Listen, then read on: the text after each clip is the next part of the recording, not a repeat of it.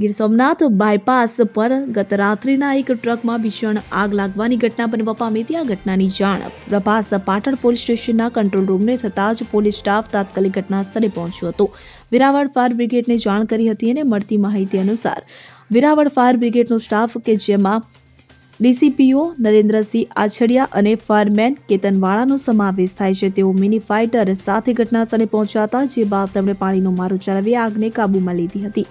આ આગ ટ્રકના ટાયર સુધી પ્રસરી હોત તો મોટી દુર્ઘટના સર્જાઈ શકી હતી, પરંતુ ફાયર સ્ટાફની સમયસૂચકતા કામગીરીને કારણે તે ટળવા પામી હતી। સદનસીબે આ ઘટનામાં કોઈ જાનહાનિ થઈ નથી ને આગ સોમનાથ બાયપાસ પર ગુજરાત ઓટો કેર સર્વિસની સામે લાગી હતી। ટ્રક ડ્રાઈવરે સમયસૂચકતા દાખવી ટ્રક સાઈડમાં ઊભો રાખી કૂદી પડતા પોતાનો જીવ બચાવ્યો હતો અને મળતી જાણકારી અનુસાર દાનેવર રોડવેઝની માલિકીનો ટ્રક GHCL કંપનીમાંથી સોડા એસ ભરીને મોરબી તરફ જઈ રહ્યો હતો, ત્યારે આ ટ્રક આગ લાગવાનું પ્રાથમિક અનુમાન ટ્રકની ડ્રાઈવર કેબિનમાં વાયરિંગમાં શોર્ટ સર્કિટ થયાને કારણે હોવાનું જાણવા મળ્યું છે।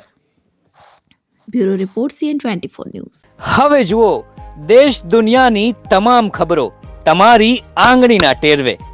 ઉઠાવો મોબાઈલ અને Google Play Store પરથી ડાઉનલોડ કરો અમારી CN24 ન્યૂઝ મોબાઈલ એપ।